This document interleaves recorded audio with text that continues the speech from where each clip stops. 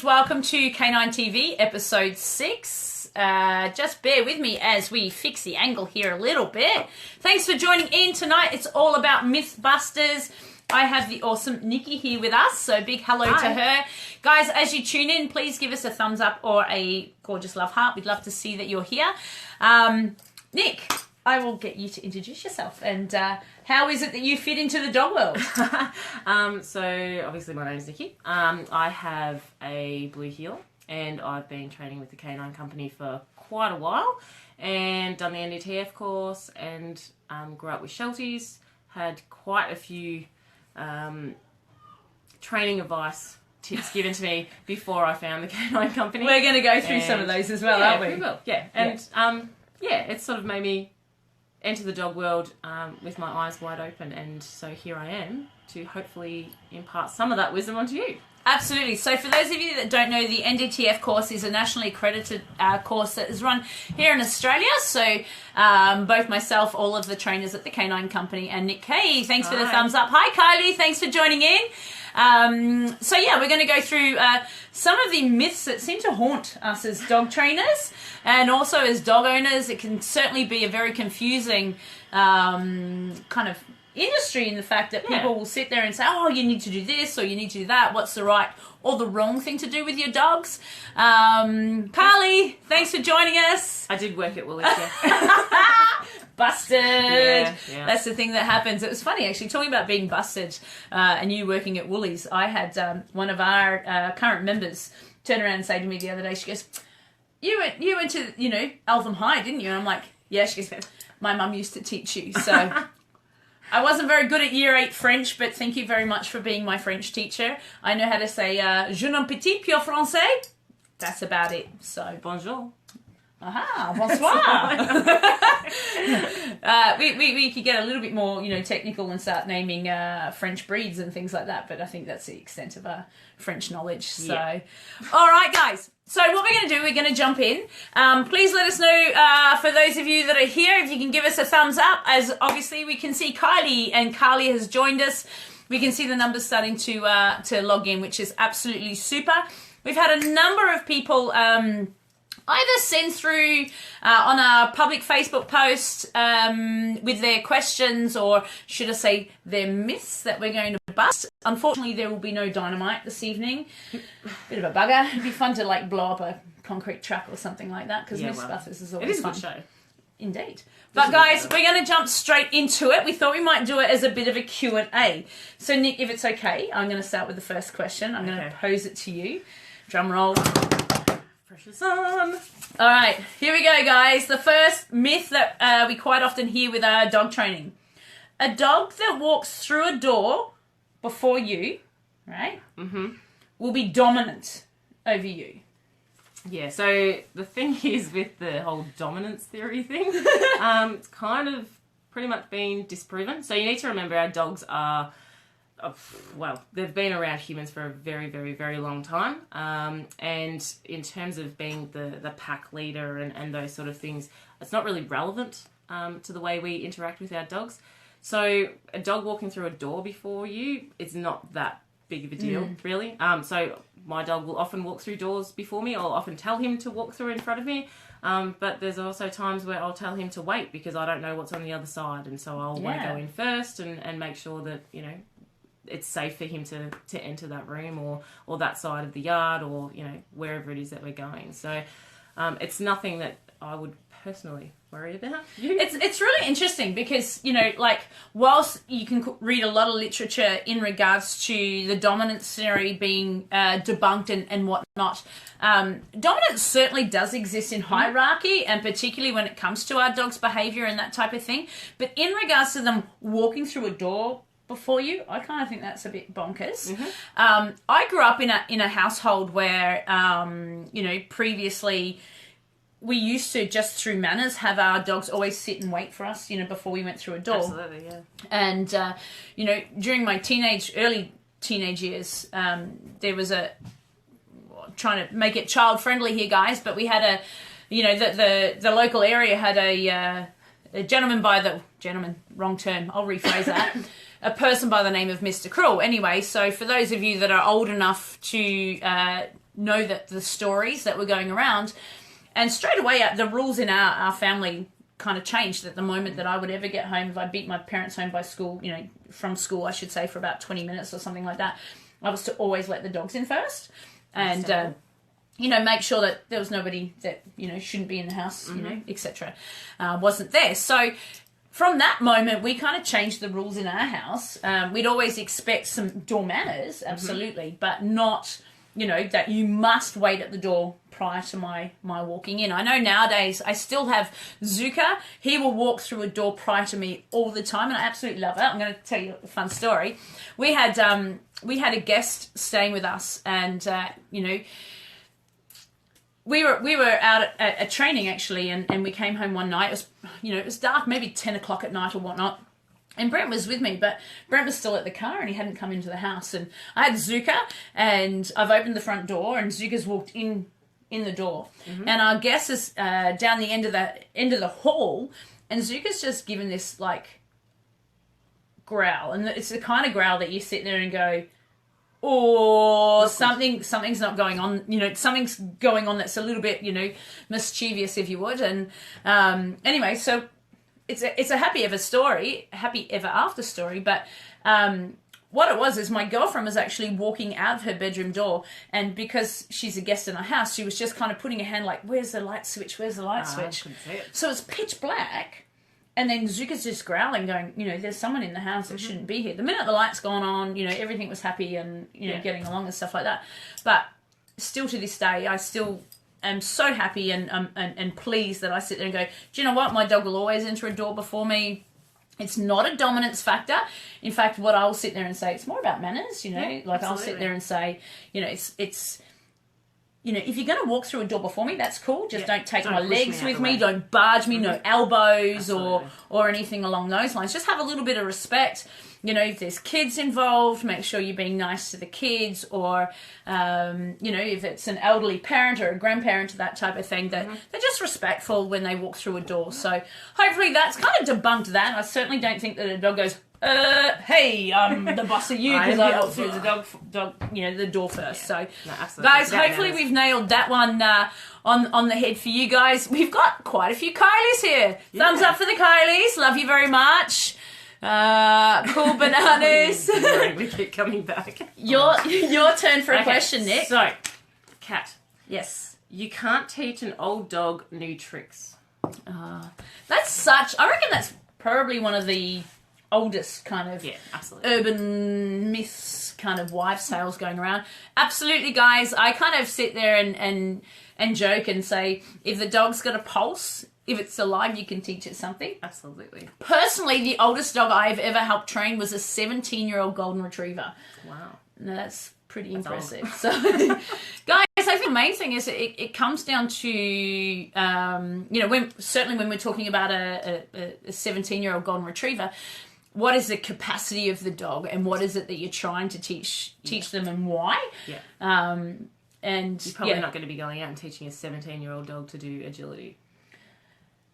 It would be lovely if you could, but, I don't think their mobility would necessarily hold up to it. But, I'm open to people to debunk that. So, hi, Rodney. Thanks for joining in. Love to see you here. It's awesome. Guys, absolutely you can teach old dogs new tricks. It's the same as us as people, just because, we're getting older or whatnot, you can certainly learn. And the interesting thing with that is the more that your dog is wired to learn, the more access that they have on a regular basis to learn, the better they're going to be at learning, and the more enjoyment they're going to get from it too. So, hey, Steph, another Steph. So hopefully that's debunked that one. Yep. Okay. Your turn. Are you ready? Okay. Here we go. Should you have two dogs so they don't get lonely?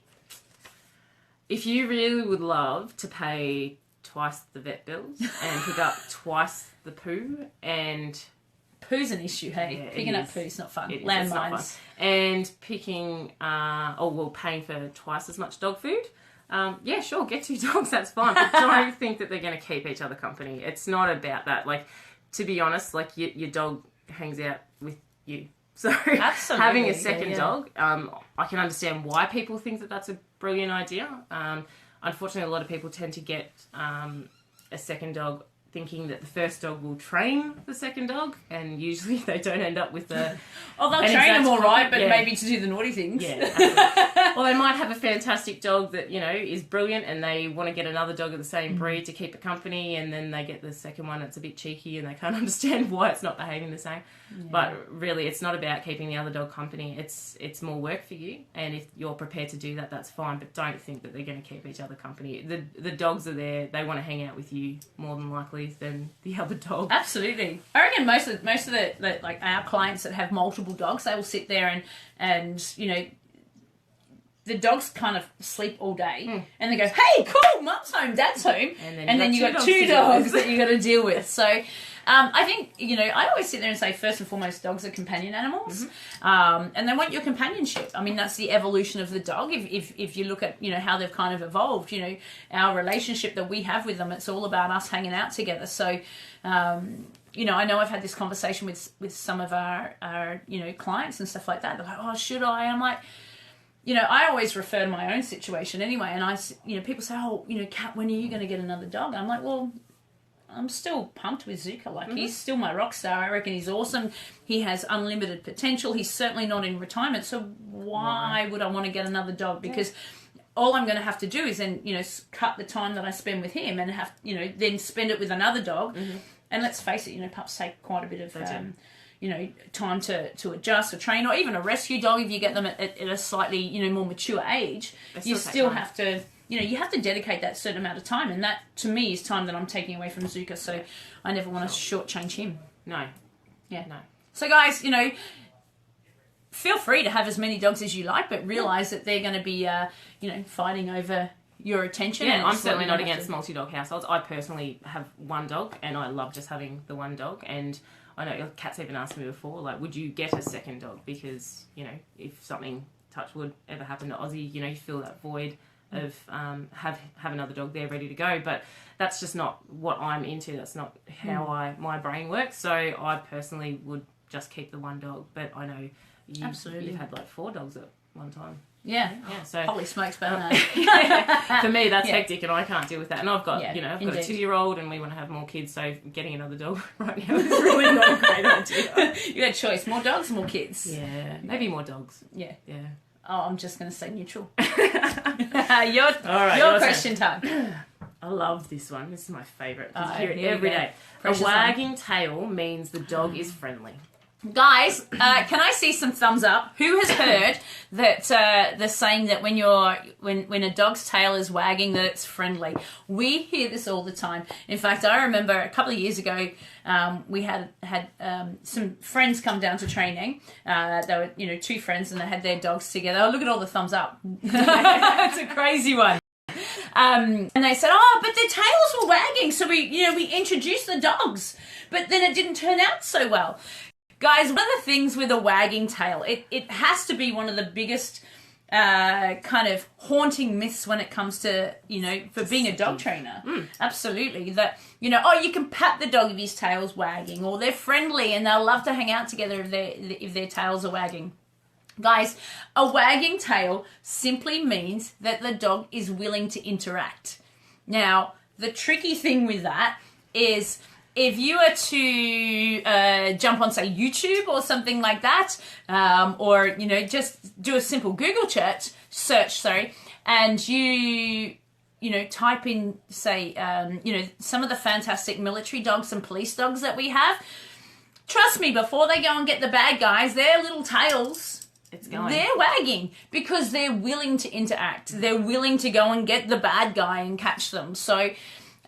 if you look at it more of a case that they're willing to interact, opposed to, hey, I'm willing to interact and high-five you and be your best friend, it may be the fact, okay, I'll take you on, I'll have a go, or that type of thing. So I think when it comes to identifying, you know, like those little particular aspects of, you know, your dog's behaviour, you need to look at the whole thing. I mean, you know, Nick's a girlfriend of mine, and just because I raise a fist like this doesn't mean I'm going to bop her on the nose or something like or something like that, you know, because you can tell the rest of my body posture is really relaxed. I'm cash. I'm like, yeah, cool. And I just, you know, hey, kind of give her that Love punch. Is that what you call it? You can stop now. As she punches me. See? So, a wagging tail, no, not at all. Does not mean that the dog's friendly. You need to, just be aware that may mean that your dog's willing to interact. Yeah. So, hopefully that's kind of debunked that one. Yeah. Cool. Are you ready? All right. Oh, this is always such an interesting one. Desexing your dog will fix behavioural issues. Okay, so first thing about this is your reproductive organs are not linked to your personality, for instance, right? So if I took out the uterus of a female, or maybe they would be happier actually, because okay. It doesn't affect the dog's behavioural issues. So basically, if you've got a dog that has behavioural issues, the only thing that's going to change that is to actually train that dog to stop doing whatever it is that it's doing. So I've heard heaps of people tell me that, if you desex a male dog, for instance, it'll calm them right down. There's less testosterone in the body and things like that. It's not true. To be honest, I'm not saying I've met every dog in the world because I haven't, but of the dogs that I have met, I'm yet to meet one that's been desexed and it's changed its behaviour at all. Plenty of studies have been done and are still being done at the moment about this, and all of them are coming back with the same answer, that it doesn't really have an effect. Yeah. It'd be a lovely idea if it did. It'd be a nice quick fix, but unfortunately, I think, guys, I know that there are people that have sat there and, their dogs have been desexed and they will sit there and go, oh my God, my dog was completely different. But, I mean, the reality is if desexing your dog made such a profound difference and actually cured all behavioural issues, there wouldn't be dog trainers. Because, I mean, how simple would that be? Yeah. Just go and get them desexed and... Yeah. I mean, I don't know what industry I'd be in there, but... Probably a vet. But yeah, guys, that's certainly one of the myths that are out there, that, desexing your dog will absolutely, change their behavioural, just approach to life. It can make differences in certain circumstances. I think the last time now, guys, it's been a while since I've actually looked right into the studies. But the last time I heard, it was less than 10%. So that's a very loose kind of quote on that one. But, guys, I don't think it's going to work. There's a definite correlation between the two. But. Yeah, but as you said, just because, they're your sexual organs, it's not going to change who you are as an individual, is it? Yep. Cool. All right, your turn. Uh-oh. If I dug, get a dog. No. If I dug a hole, yeah. If your dog does a poo or wee in the house, you should rub their nose in it. Guys, this is one of those, I hear it all the time. Thumbs up. Have you heard if your dog has an accident inside with its toileting, so does a poo or a wee, that you rub their nose in it? I reckon this would have to be one of the worst. I remember hearing this when I was just a little girl and we got a dog. I love it. And I remember, when, I suppose it's that old adage of when you know better, you do better. And I remember as a little kid seeing family members train dogs that way and thinking, I'm not really sure how that works, but never questioning it because that's what you're told. And, as a 5-6-year-old, you just go along with it. But, so it's one of those things. I'll let you answer it because I asked you, but it's one of those things I know has been around for a long time, and it's just like anything. The more you hear it, the more you think it's true. So, guys, it's really nice for us sitting here and seeing all your little your thumbs up go across and your angry faces when you hear such. I know, but you hear these crazy things, and it's like there is no way that your dog will ever have that correlation that. If they've had an accident in the house, that you rub their nose in it is actually going to deter them from toileting. And for those people that perhaps might sit there and say that, but it stopped the dog from toileting, what it actually will do more than anything, apart from ruining the relationship you're going to have with your dog, is going to teach your dog to never toilet in front of you. Mm-hmm. If go and hide. There is absolutely, no basis to rubbing your dog's nose in it. Not only that, then your pet dogs, apart from the horrific experience they're going to have, but then they're going to stink of some nastiness. And yeah, guys, don't do it. All it's going to do is it doesn't work with kids either. I'm glad to see, I'm not saying that you tried it, Kylie, but perhaps someone somewhere did try it. There's a reason for it. But it if anything, it would cause absolute more detriment than helping you out with your toilet training. I always sit there and say with toilet training, your dog's toileting inside of the house. You need to, reflect on yourself and go, right, what am I doing wrong? Why did I miss the cues and what's going on there? So please, guys, do yourself a favor. Do your dog a huge favor and never, ever, ever do that. Bad idea. Bad idea. And if you need help with toilet training, guys, as Nick said before, one of my favorite saying is, when you know better, you do better. So, if that's something that, you've heard and were taught previously, don't sit there and bow your head in shame. You just sit there and go, cool, okay, there are better ways. Now you've got the opportunity to learn the new ways of toilet training and better ways for it. So hopefully that helps out with that one. All right. Beautiful. Are you ready? I am. All right. Another myth. Don't let your dog on the furniture, as this will make them dominant over you. Okay. So that kind of comes back to the whole dominance talk that we had before about letting your dogs go through the door first and all that sort of stuff. We were just joking about this before because Kat's chair's up down as low as it can go and mine's up as high as I can go, and I'm still, really I jump on you. She's looking down at me, so therefore she's the alpha female and she's more dominant. It's not true. Like a dog sitting on a furniture or sleeping on the bed with you, it doesn't supposed to slink right down. It doesn't make them more dominant over you. So dominance does exist between dogs, obviously, but when it comes to actually us interacting with our dogs, there's nothing wrong with having a cuddle with them on the couch or whatever, but you teach them to get on the couch and you teach them to hop off the couch. So my dog will not come up on my lap or on the furniture or anything like that unless I give him the command to do so, and it's understood that when I ask him to hop off, he's to hop off. It's another commanded thing that he does. I've found him once on the couch, laying by himself and something. And I don't particularly like that. I don't really like him on my couch just because I'm a bit of a clean freak and I don't like cleaning up all the dog hair and all the oils from his skin. So for me personally, I don't even teach him to do that. But it's nothing to do with I'm worried about he's going to be dominant over me or anything like that. It's just that I have a bit of OCD. And I mean, look, guys, that being said, I've been to Nick's house a few times and very fun. And the funny thing is that, I love the way that Nick interacts and the way that, Ozzy lives with you and that type of thing. At my house, Zuka's allowed, on the couch, absolutely. And more than likely, his butt will reach the couch, before mine. He sleeps on my bed. That's because we don't have an issue with that. It comes down to your house rules. So whatever your house rules are, and as long as everybody is consistent, I know sometimes there's a bit of conflict because there are certain members of households that will want the dog up for a cuddle and other people are like no. As long as it's consistent for your dog, that's the main thing, guys. So absolutely, there's no if your eyes are higher or lower or anything like that it makes a rat's difference. As Nick was saying, my chair's higher, so Vi's like, clever and I'm your bossy. boss Yo. now. I know a lot of people with small dogs tend to have an issue with them being up there because they've been told, sitting on the back of the couch, they're being dominant over you and all those sorts of things. Just think about it like dogs, just like us, if we were out in the wild, they like to have a good view of what's around them. Absolutely. They like to see what's going on. So why wouldn't a smaller dog get up on the back of the couch to see what's happening? Just sit in the house. Yeah, 100%. Cool. All right. Your turn. My turn to read it. It is. I'm guessing that says enemy. Dogs and cats are mortal enemies. Guys, who has a dog here? Thumbs up. Actually, no, let's go love hearts. Love hearts. Who has a dog here that is good friends with a cat? I'd love to see. We've raised all of our dogs. So we've had 4 Roddies.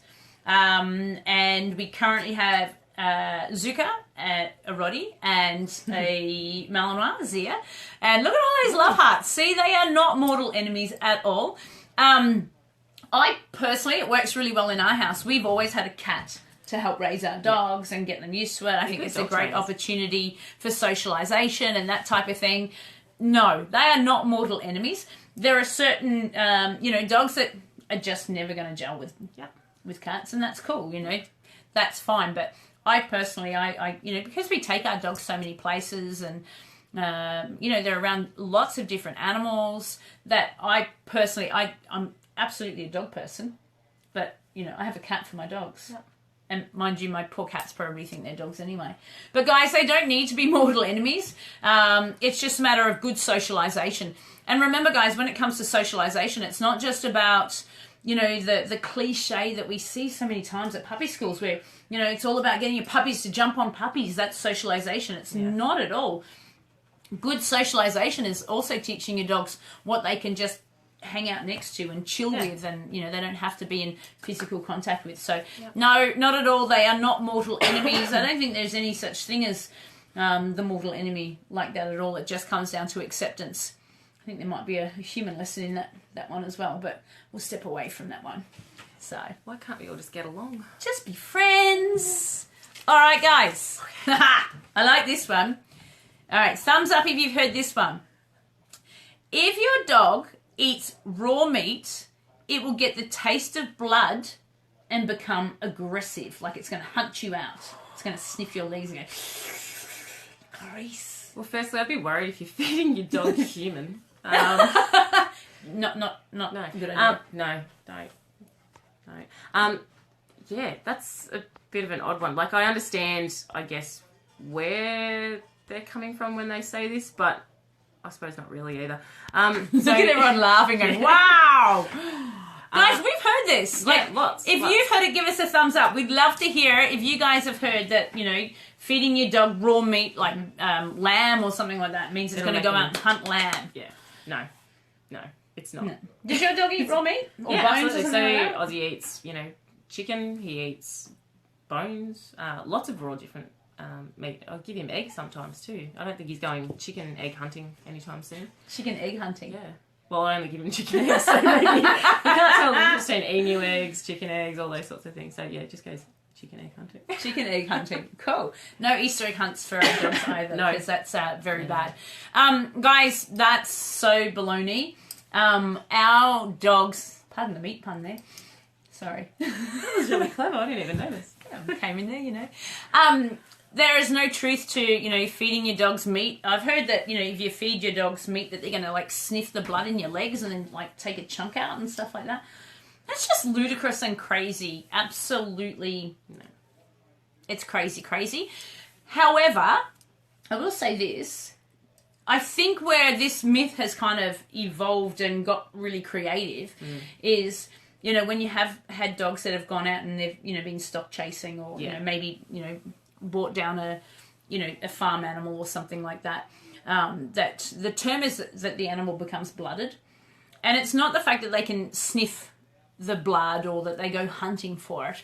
It's more the thrill of the chase. Yeah, it's rewarding. Now, not being disrespectful to anyone or any species of animals whatsoever, but if you look at it without the emotion, so, you know, if we can remove the emotion from it, which is exactly what dogs do, if they've had a great time, and like I personally, we've got chickens in our backyard, and, you know, if we had a dog that was not socialised well with the chickens and he was in the backyard and, you know, happened to have an altercation with one of our chickens, it's not the fact that he's, you know, that he or she has become blooded. It's the fact that it's fun to chase.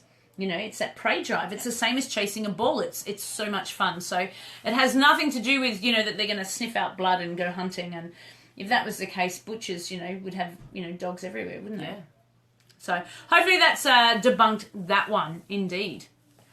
Okay. We're almost there, guys. We've got quite a few more. It's amazing how many myths there are in the world. Yeah.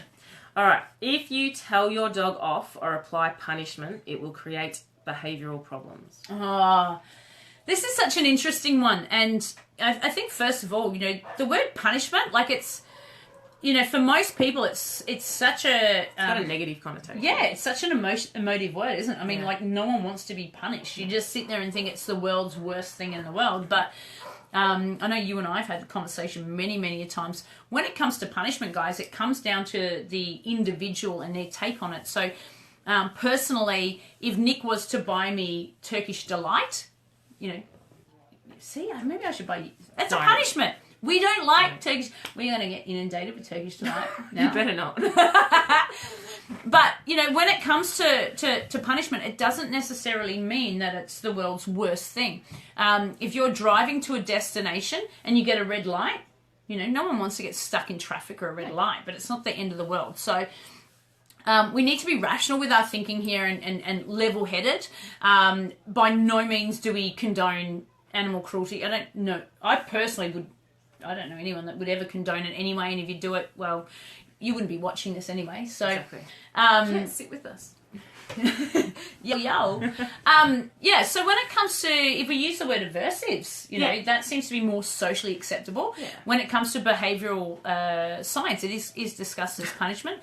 But it does come down to the fact that, guys, punishment is what shapes us, yeah? Yeah, that's why we setting don't... boundaries, that's what it is. It's not about, Absolutely. you know, like I've got a 2-year-old and, like, I suppose you could say I punish her, but I've never hit her or, you know, locked her in a cupboard or anything like that. Like, it's just that, you know, she wants half the day she spends asking for chocolate milk. Like, I'm saying no to her for half the day. Is that punishing her? Well, no, I'm just setting Looking boundaries out for her best interest because, too, isn't it? I don't want her to have too much dairy because then we have other issues. Yeah. I think, you know, and interestingly, you know, to bring it into the dogs as well, you talk about, you know, punishment and things like that. What if a dog wants to run across the road and you stop it from doing so?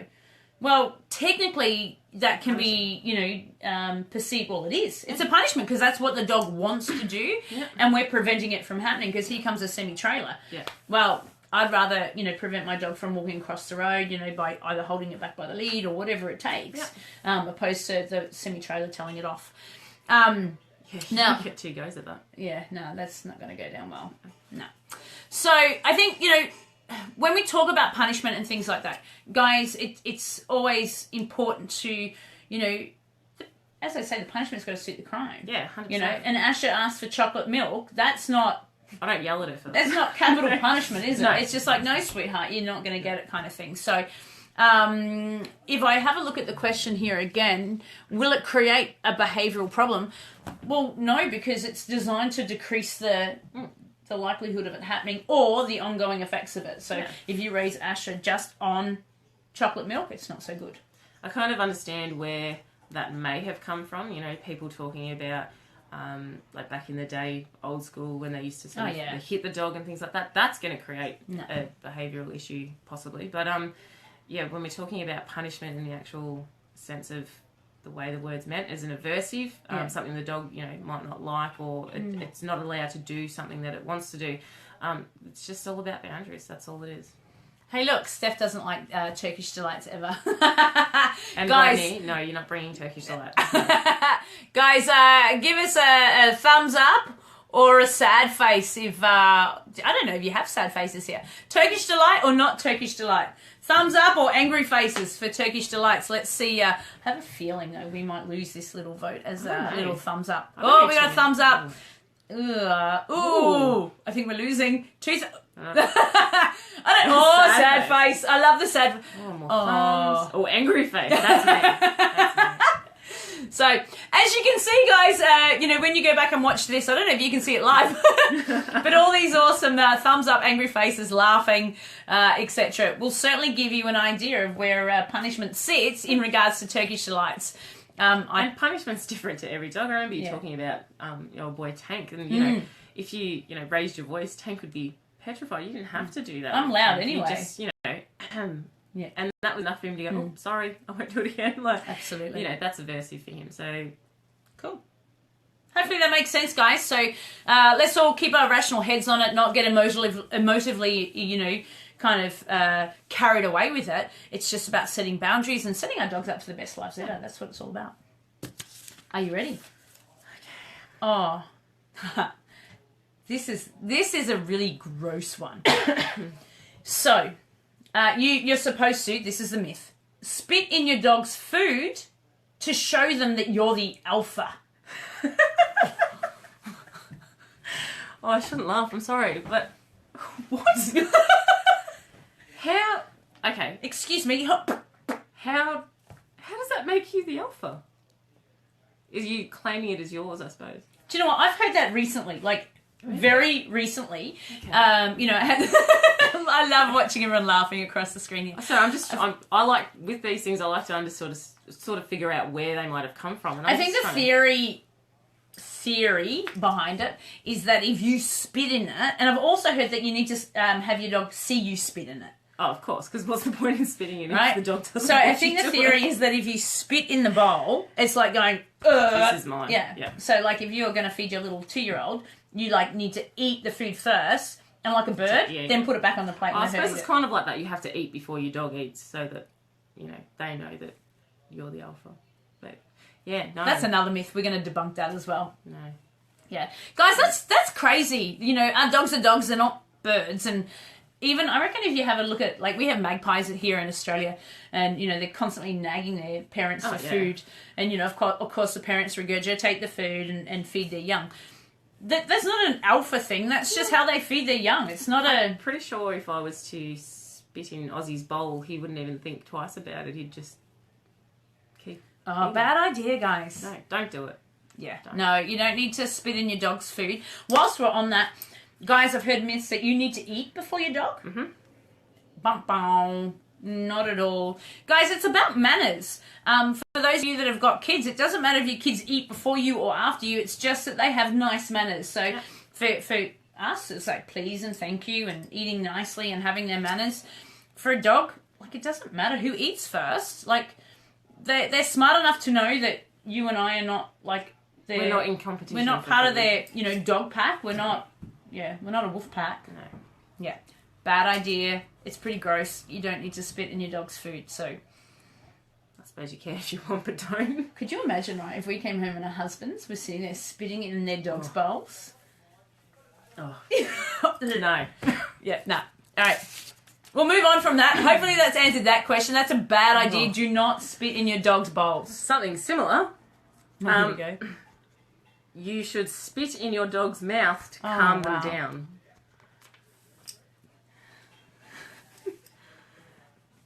This is me editing the vocabulary because I know we have little kids that watch, as I think. This is a fairly new rumor. I've never heard this before. It's a fairly new myth. In fact, it wasn't until we promoted this episode of K9TV that I heard this one. I'd quite often heard, spitting in their bowl. Spitting in their mouth? I wouldn't be calm if you spat in my mouth. Where does this come from? No idea. But, yeah, I'm more curious as to what the person thought they were doing when they first did it. I want to know, like, did they actually open their dog's mouth and go, here, spit? Bad idea. I've never done it. I will never do it. There's no calming agents in your saliva that's going to help calm your dog down. And thanks for bringing a science thing into it. It's the same as there's no medicinal agents in your dog's saliva that's going to, help heal your wounds, which I've heard quite a few times as well. That's a good one, actually. That one wasn't posted. So, letting a dog lick your wounds is going to help heal. There's actually more bacteria in your dog's saliva than, because it's licking everything and sniffing everything, God knows. And, don't spit in your dog's mouth. You wouldn't do it to your kids. I think that comes potentially back to the bird feeding thing. That's weird. Yeah. Bad idea. I'm just having a look at some of the posts that are coming up, guys. As Kim said, need to eat first. Damn, Jinxie eats my food all the time. Well, when it comes to Jinxie... No. Lick my food all the time. Yes. I should say, I know Jinxie quite well, guys, for those of you that are tuning in. It's just that your food's so damn nice, Karina. Yeah. Let's have a look here. There are trainers that spit in their dog's mouth. Yeah. I, personally, I've never... Apart from the last week, as I said, I've never heard of that. Anyone that does that? Or Bridie laughing at that one. There's some weird people. Absolutely, there's some weird people. Some weird people in here. Adult dogs regurgitating for their pups. Yeah, but my dogs are smart enough to know that I am not a dog. Like, sorry, I'm not. You're a cat. Yeah. Ironic. Putting the dog into a drop by putting your foot on the lead and dragging the head to calm them down. Yeah, there's certainly like a whole lot of myths around there, but guys, we'll try and get back on track here. Okay. Whose turn is it? Yours or mine? Yours. Cool. If your dog is trained with food rewards... Oh, this is a good one. If your dog's trained with food rewards, you'll always have to use food. Oh, no. So you think about like the way, or anyone learns really, like you need, in order for you to repeat a behaviour, you need to be rewarded for it. So when you're teaching a dog a new trick, I suppose, you reward that. And if you've got a dog that works for food and you're using food, that's fantastic. I would reward every single attempt at the start.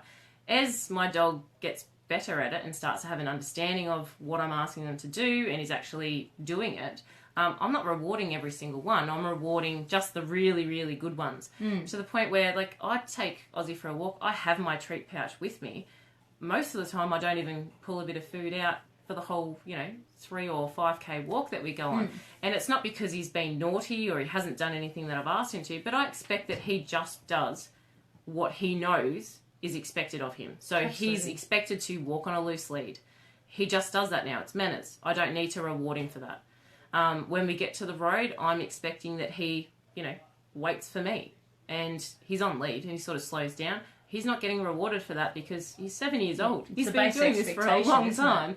He understands that I do this, good things happen. I do this. This is what I'm meant to do. So he doesn't need to be rewarded for that every single time. So just because you have trained a dog with food doesn't mean you have to have it on you all the time. I literally only take it with me just in case I find a cool park that I want to do some cool tricks on with him. Yeah, that's it. Absolutely. I think, Nick hit the nail on the head there where she talks about it's an expected behaviour. So, like, again, I know you've mentioned your awesome little daughter. Like, at 2 years of age, I would expect that we have to remind, a 2-year-old of manners. Yeah. Like, what do you say? Say please, say thank you, that type of thing.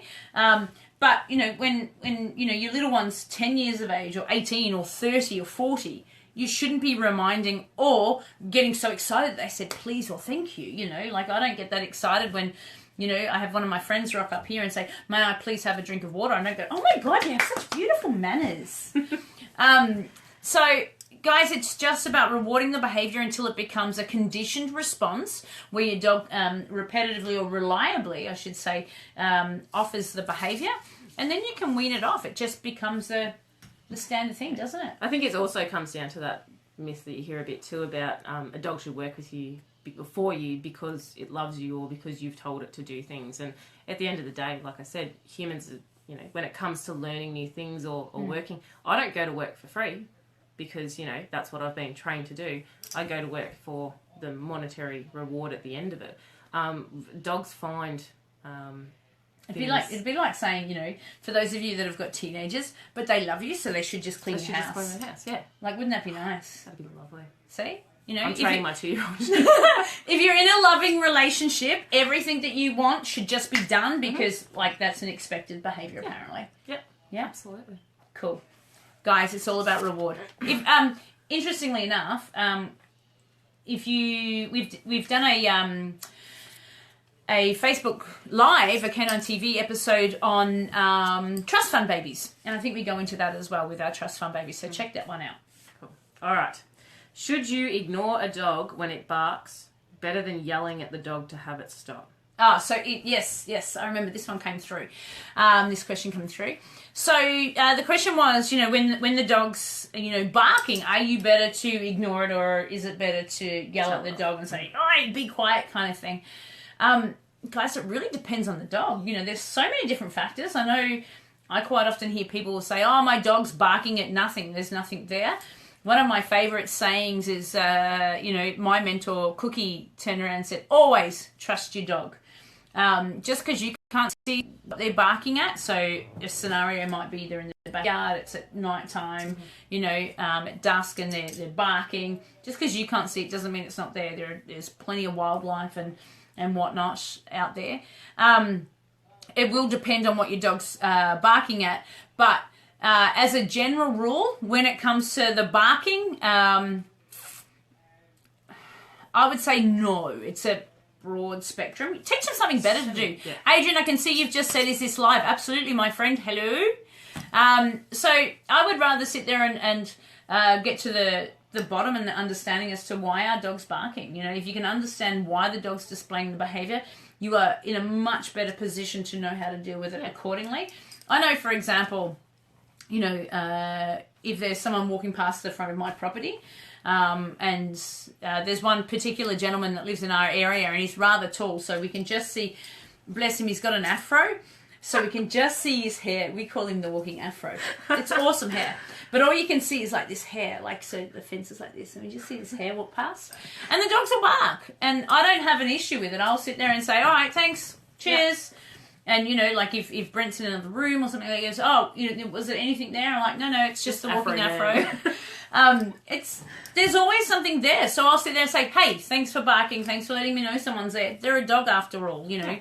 It's a natural innate instinct for them to bark at something that is, you know, new to their territory or new to their line of sight. So as a general rule, I wouldn't necessarily be yelling at your dog, but if it's a more of an issue or something that you need help with, by all means, you know, you can get in contact with us or, you know, an accredited dog trainer with a good reputation in your area, and they'll be able to help you out. Mm-hmm. Cool. All right, guys, our second last question for this evening. Oh, here's a good one. We hear this all the time. Let us know if you've heard this one. If a dog walks ahead of you, so when you're out walking your dog, if they're ahead of you, it will think it's the boss, it's the alpha. I got told this, actually, with Ozzy, and ruined his heel as a result of it, because for months I was walking with him in heel position thinking that this was an issue for him, and it wasn't. Basically, I don't care where a dog walks when it's out, as long as it's on a loose lead. So that whole dominance theory thing again, it doesn't mean that it's not processing the fact that, you know, I'm in front, therefore I'm leading. I know a lot of people have that thought where they're walking along, and I've seen it a few times with people that are walking multiple dogs, or, you know, a friend is walking their dog and it's like one's got to be in front of the other sort of thing, so they put it back onto a dog walking in front, therefore is the dominant one. Just not true. As far as I'm concerned, if a dog is walking on a nice loose lead, I'm happy. I don't care if he's in front of me, beside me, behind me, as long as he's displaying lovely manners, I'm happy with that. It all comes down to manners, doesn't it? You know, again, like you look at little kids when you're running down the street, like they want to be ahead to you, you know, ahead of you. They want to be the first one there. It's not about that they're, you know, questioning your authority as a parent or their guardian or anything. They're just like getting there faster. Yeah. And dogs, it's like a lot of the time I see this with people that sort of walk a bit slower too. So the dogs want to move forward. They want to get to that tree. They want to sniff it. They want to, you know, see what's coming up around the corner and those sorts of things. I'm happy for that as long as he's on a loose lead. Absolutely. Guys, it's what we call the foundation of training, you know, getting our dogs to walk on a nice loose lead. Mm-hmm. Absolutely. Lucky last, guys. Dun, dun, dun, dun. Only small dogs should be trained with treats opposed to big breeds. I assume they don't mean I assume they don't mean, you know, treat your dog with big breed dogs. But yes. That's an interesting one. It's not one that I've heard, but, you know, obviously it got posted to our Facebook page, you know, that we should only be using food rewards for small dogs and not our big dogs. As an avid fan of Rottweilers, that's just crazy. A dog's a dog, guys. You know, like, obviously our breeds have their innate abilities and their traits. They're bred for particular reasons. But a dog is a dog. Mm-hmm. And, you know, it doesn't matter. And it's the same. A reward is a reward. It doesn't matter, you know, who you are, or what breed you are. You're going to perceive your reward. And the same as what we were talking about earlier, guys, when it comes to punishment or aversive. We don't like Turkish delights. That's probably why we get along. And you've got to find what your dog finds rewarding. So just because we've got little dogs that I've seen come down to training and they don't... Millie. How awesome's Millie? Yeah, Millie's wicked. Millie... But she doesn't really, you know, want food, does she? Yeah. Well, Millie won our healing competition. We run a healing competition, was it early this year or last year? I can't quite recall. Last year. Yeah. Forrest Mickey. We ran a healing competition in conjunction with our mate Forrest Mickey from the States. And little Millie, a teacup poodle, you know, bless her, there's probably only 3 kilos of her. But she can jump. She's just a rock star. But at the same point, you know, I've seen Malinois, German Shepherds, Great Danes, you know, all trained in exactly the same methodology, you know, in the same reward system, you know, so to speak. And you've got to find what's rewarding for your dog. Like, I know Ozzy will love food. If I bought a ball out, he'd look at me like, why have you got I've seen that look, it's funny. Yeah. Like, it's not rewarding for him. It's like, dude, what are you doing? Yeah. Give me the food. I think that, guys, that's the last of our questions. So thanks for tuning in. But I did mention to Nikki I was going to bring up one particular thing, and when she's already laughing, she knows what it is. When I first met Nick, you know, she brought her Aussie down for some training, and there was a time there that she was working with some resource guarding. So the first K9TV episode actually was on resource guarding, not on Nikki's dog, but certainly, you know, kind of similar behaviours. But I think it was around Bones, wasn't it? You know, he you know, was a bit unhappy, a bit of a growl and whatnot. Anytime that Nick approached his Bone. Now, what was the training advice that you would bad training advice that you were given at the time? This is hilarious, guys. Feel free to put your little laughing faces across there. Nikki knows we love her very much. Just think seagulls from Finding Nemo. Okay. Yeah. So I was to have the dog on lead and have someone holding the lead to put the Bone on the ground away from Aussie, and while I was holding a broom, a la you can't pass style, walk around the Bone, hitting it on the ground, saying mine, mine, mine, mine. Do that a couple of times, and then allow Aussie to come forward, but he wasn't to take the Bone unless I said so. So if he went to get the Bone, then he was to be corrected away from the Bone, and I was to continue walking around the Bone saying mine, mine, mine. How old is he now? He's 7. Cool. So that's 7 years of Nikki going mine, mine, mine. It's not. Mine. I did it maybe 3 times, and before I had any knowledge of the dogs, and I went, I feel like a bit of a dill doing this. I don't want to do it anymore. And I couldn't quite figure out why I felt like a dill doing it, but I stopped anyway, and I'm really glad I did. So, doing like a witch chant, rain dance, going mine, mine, mine does not work for food guarding. If you have food guarding issues, check out our resource guarding. It's the first episode of K9TV. And please, guys, get in contact with a reputable and qualified dog trainer that can help you with that one. Guys, I'm just going to go through the last little bit of our messages here to make sure I've said hello to everyone. Having a quick read here. What about when a dog's pushing you from behind? Adrian's asked. Really does depend on so many factors. That's such a broad kind of question and topic. Sometimes, you know, when it comes to having a dog push you from behind, it can certainly be a tricky situation. Potentially, if you've got a fearful dog, that's a situation that I wouldn't want to be in. Again, just quickly, our resource guarding video on K9TV episode 1, you'll see that I particularly mentioned that I won't take my back off the wall, because if, you know, a fearful dog, if they're going to bite, most often, not always, but most often will come around from behind. Knowing Adrian and his particular dog with Bonnie, that would be attention seeking more than anything. But guys, you know, again, you know, be careful when it comes to your dog's behaviour. Yeah. Let's have a look here. No Turkish delights, and I'm too tall. Oh, see, now I've just been punished. Haha. Hi, we'll fix this. I feel like a rapper or something. Yo. With the homies. How you doing? All right. I hope this is better for you, Kim. Thanks for posting. I see the tongue in cheek. Thank you. Thanks, Kylie, for joining in. Thanks, Karina. Another Kylie Mac. Hi to Vader. UK. Oh, UK. Hello, my friend. What time is it there in the UK?